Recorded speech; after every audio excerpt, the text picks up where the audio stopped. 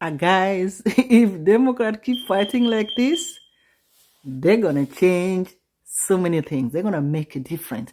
And guys, don't let it go.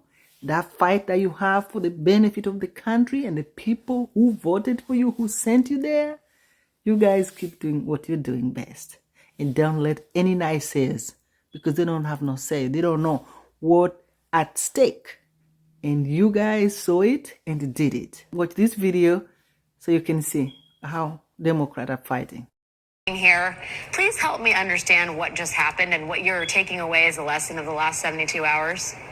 Okay, so basically you have a situation where you have a very, very wealthy and inexperienced man who has no idea how to govern, swoops in at the last minute. And of course, I'm talking about Elon Musk, who made some demands of folks in Congress. And he said, we're going to shut down the government until President Trump takes office on January 20th. He laid down the law. This is what's going to happen. And what happened was that 38 Republicans stood up to Elon Musk and to Trump. This is such a loss for this incoming president. He has been weakened by Musk, because it's clear that Musk is the one that is calling the shots. So he says what the game plan should be. Trump catches up a few hours later, and then Johnson backtracks from the deal that was struck. And again, this is another piece. You did a wonderful job laying out how we've been here again and again and again. And the other thing that I want people to understand is we do not know who we're negotiating with. Yeah. Because we make a negotiation and then the deal is signed. We have to come to the floor. This was just hours away from where we're going to vote on the floor, and then everything changes. So we can't rely on Johnson. He is not a man of his word, in the same way that McCarthy was not a man of his word.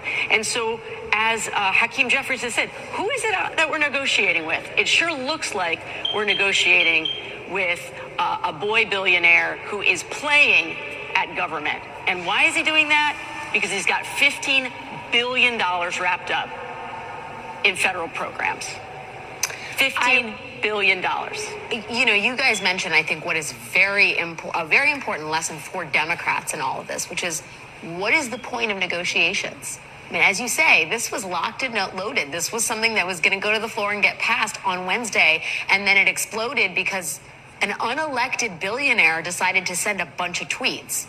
With that reality in mind, I mean, how are you thinking about what happens after January 20th when, you know, there isn't going to be a Democrat in the White House? The Republican majority is going to be even slimmer than it is now.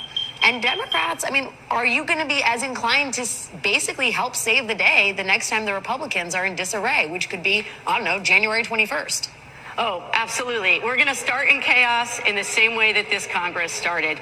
I am certain of that. Johnson is going to be fighting for his life to retain the speakership. And so, yes, we are anticipating chaos, but we're united. And I was saying today to a friend in caucus, like, we will be demanding our pound of flesh for what has happened in the last 72 hours. So when they come to us for their giant unpaid for tax break for billionaires to the tune of $4 trillion adding to the debt, they're going to have to come through us. We are not inclined to help them. We are going to go toe to toe, and we are not going to swoop in and save the speaker. He has to make the case to his conference as to why he should lead, and we will be standing strong because the American people did not vote for Elon Musk. I gotta say, that is for certain. I marvel at one of the numbers that was revealed tonight. 38, control room can correct me if I'm wrong, 38 Republicans voted against this bill to save their own hides. 0 Democrats. Not a single Democrat voted against the bill. 34.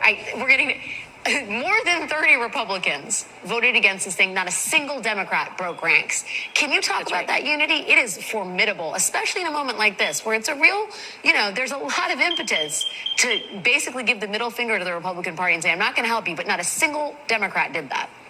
Because our values demand that we do the hard work of governing. That is why we ran. That is what binds so many of us together in this caucus, is that we are here to do the work on behalf of our people back home. So in my case, of course, I was going to do everything I could to get a deal, because we have disaster recovery money in there that is desperately needed by Vermonters and folks in Hawaii and folks in North Carolina. This isn't a game.